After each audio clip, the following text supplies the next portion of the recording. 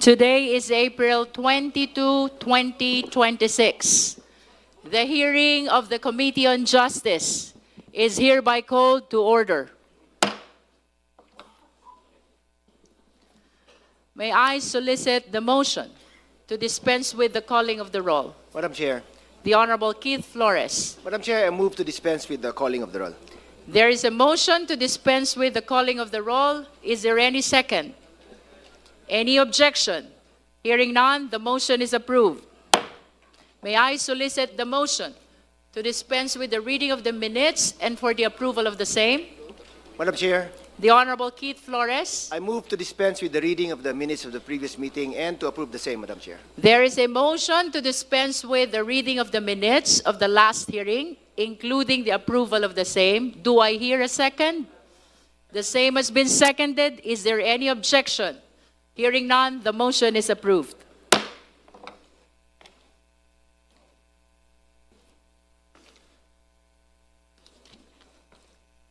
The Chair will address the committee. Magandang umaga sa ating lahat. Good morning. Good morning.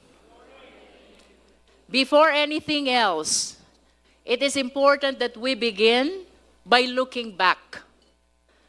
Because the work we have today is anchored on what has already been laid on record.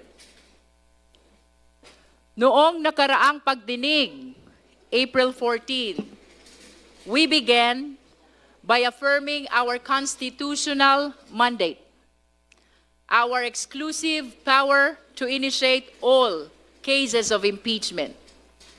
Nasa atin ang unang galaw, nasa atin ang direksyon, at hawak natin ang beat. Ngunit nabanggit din natin na malinaw ang limitasyon ng ating papel sa yugtong ito. Hindi pa ito paghuhusga. Our task at this stage is simply to determine probable cause, kung may sapat na batayan upang magpatuloy. As Congressman Benny Abante stated, sisilipin natin kung may usok. Dahil kung may usok, tungkulin nating hanapin kung nasaan ang sunog. During our last hearing, we formally recognized the complainants, Father Sabalia and his group, and of course, Attorney Cabrera. All of them were present, ready to face this committee and stand by their complaints. But there was one thing we could not ignore. Something that was right in front of us. The empty chair of the Vice President. Wala po siya nitong nakaraan. Habang nandito ang mga nagrereklamo, ang tanging humarap sa atin ay isang bakanteng upuan. And yet, with or without the presence of the Vice President, with or without her cooperation, tuloy ang mandato ng komite. At umusad nga ang ating pagdinig noong araw na iyon. First, we formally received subpoena documents, all of which are now part of our record. Second, we heard a statement of Ramil Madriaga, who testified for the very first time in a public hearing. Through his supplemental affidavit, we were confronted with a staggering allegation that confidential funds were spent not just in 11 days, but were purportedly disposed of within a mere 24 hours. Hindi 11 araw, sa halip 24 oras. Milyones na naubos sa loob lamang ng isang araw. Mabigat ang mga binitiwang salita ni Ramil Madriaga at minsan pa siyang naiyak habang binabasa ang kanyang supplemental affidavit. To back his words, he signed a bank waiver to prove that he has nothing to hide. During one exchange, Congresswoman Janet Garin recalled the formerly controversy and could not hide her frustration upon hearing Ramil Madriaga's allegation that the Vice President's campaign may have been financed by Farmally, an assertion that if proven, further deepens the seriousness of the issues now before this committee. Third, and with the help of Congressman Joel Chua, we have adopted the records from the Committee on Good Government and Public Accountability, the testimonies of various resource persons regarding the envelopes and the questionable receipts and other statements given in that legislative inquiry are now officially part of this impeachment process. Fourth, we heard from the NBI expert, and their findings are very clear. Kinumpirma nila na base sa kanilang pagsusuri, several question signatures were actually signed by one and the same person. This proves that there was a pattern, and it raises even more questions about who was really behind these documents. Magkakaiba ang mga pangalan, ngunit iisa ang perma. I will repeat, magkakaiba ang mga pangalan, ngunit iisa ang perma. Fifth, we heard from a representative of the PSA who confirmed that several personalities appearing in the records have no corresponding entries in official civil registries. Kabilang dito ang kontrobersyal na pangalang Mary Grace Piatos na batay sa kanilang verifikasyon ay walang umiiral na PSA record. Si Mary Grace Piatos ay wala sa data ng PSA. Sixth, we heard from Attorney Gloria Camora of the COA, who confirmed that the Commission proper has resolved the Vice President's appeal on the notice of disallowance, effectively affirming that this allowance covering more than 73 million pesos. She further disclosed that the COA has issued 3 additional notices of disallowance, indicating continued deficiencies in compliance. These developments lend significant weight to the financial irregularities under examination. As noted by Congressman Chel Jokno and Congressman Antonio Tino, this effectively render the Vice President liable to return all these amounts. 73 million pesos plus 375 million pesos to the National Treasury. Ang Vice Presidente ay may pananagutan na ibalik ang 73 million plus 375 million, total of 448 million sa ating National Treasury. And when we heard all these resource persons, the committee will note that while I disallowed certain probing questions to ensure fairness, I nonetheless permitted all inquiries that sought to clarify the truth.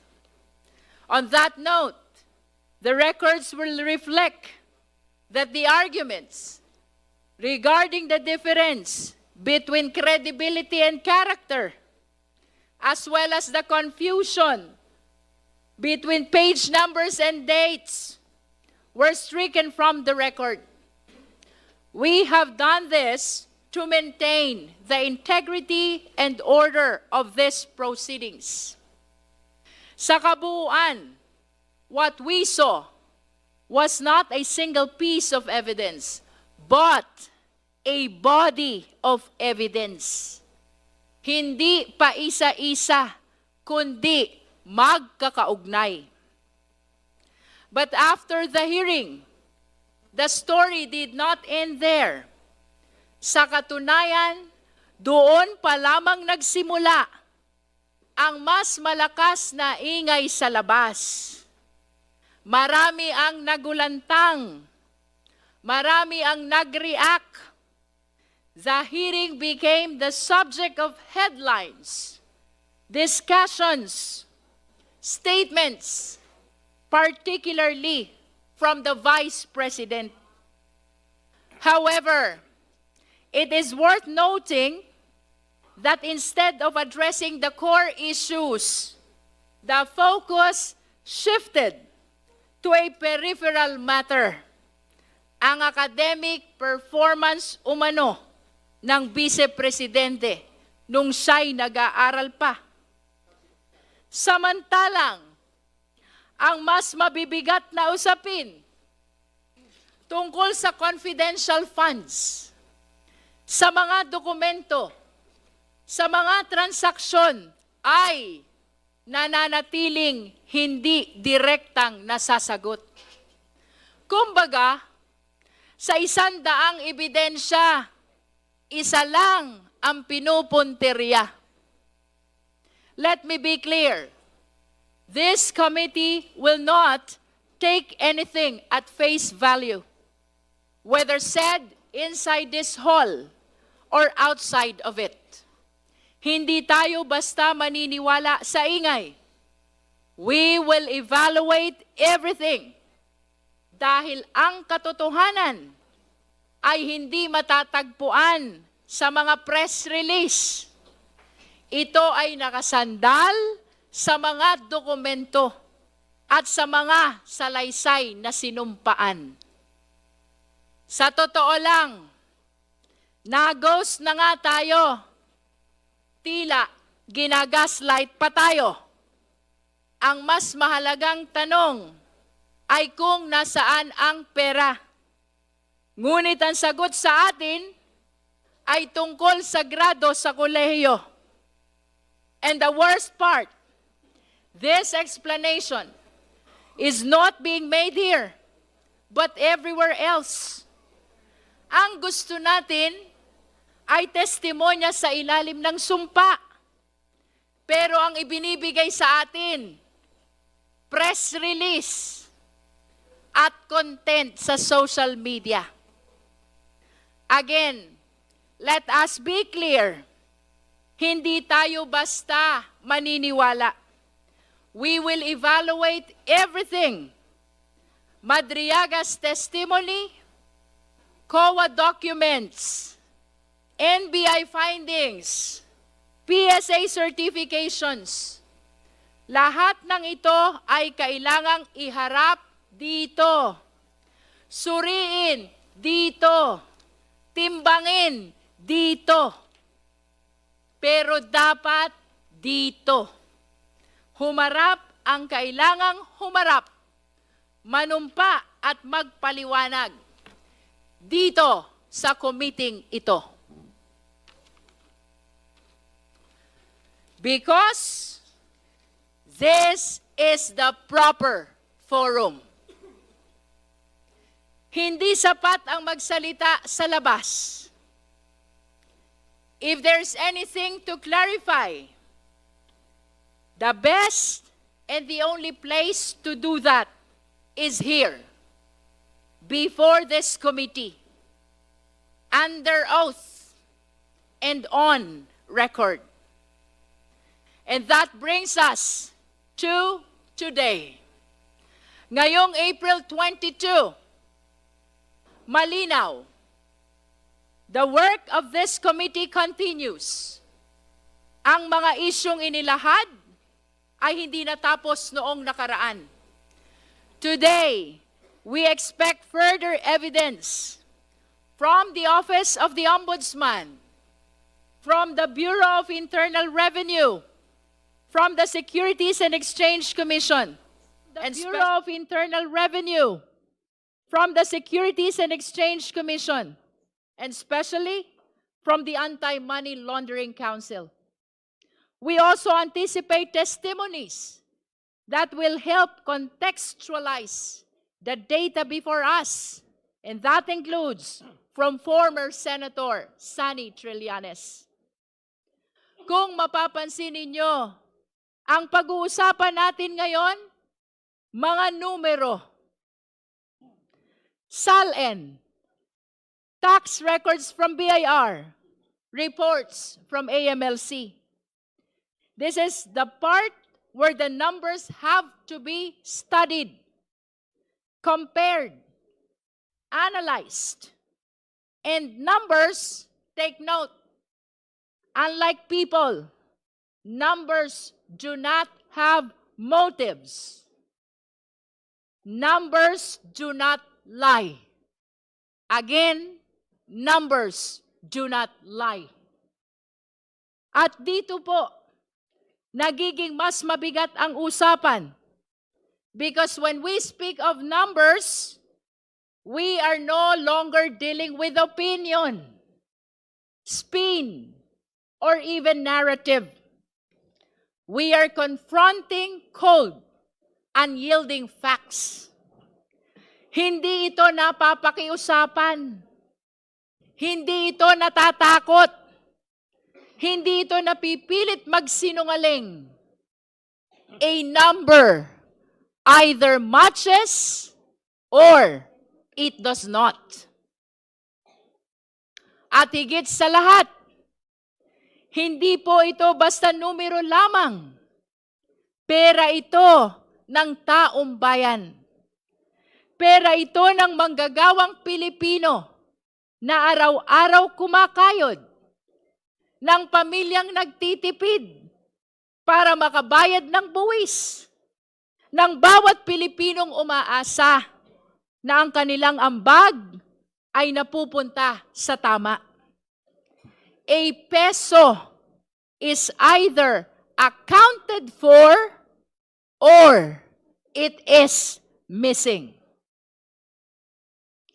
At kapag pinagsama-sama ang mga numerong ito mula sa SALN, BIR, AMLC, they begin to tell a story which no press conference can rewrite, no diversion can erase. Because numbers, once laid bare, speak with a clarity that cuts through noise. And when they point to a discrepancy, they do not whisper. They demand to be answered. Kung ayaw magsalita ng tao, kung ayaw humarap ng vice-presidente, hayaan natin na ang mga numero ang magkwento. Sa hearing na ito, we shall therefore enter the territory of forensic truth. Sa pamamagitan ng mga numerong ito, malalaman natin ang tunay na pagkatao sa likod ng posisyon. Siya ba ay tunay na public servant o isa pa lang private billionaire? At ang direksyon natin ngayon ay simple, ngunit matibay. We follow the evidence wherever it leads. Hindi tayo magpapadala sa ingay. Hindi tayo lilihis sa proseso. Ang ating sandigan ay ang konstitusyon at ang ating layunin ay ang katotohanan. Because in the end, ang tanong ay hindi kung sino ang pinakamalakas ang boses. Hindi kung sino ang pinakamaingay sa labas, kundi kung saan tayo itinuturo ng ebidensya. As we see it now, the chair right before us, it remains empty. At tila, sanay na po tayo sa tanawing iyan. Ngunit kahit bakante ang upuang iyan, even if that chair remains empty, this room is full of the people's questions. Napakaraming tanong. Mga tanong na sa kabila ng pag-iwas, hindi mawawala.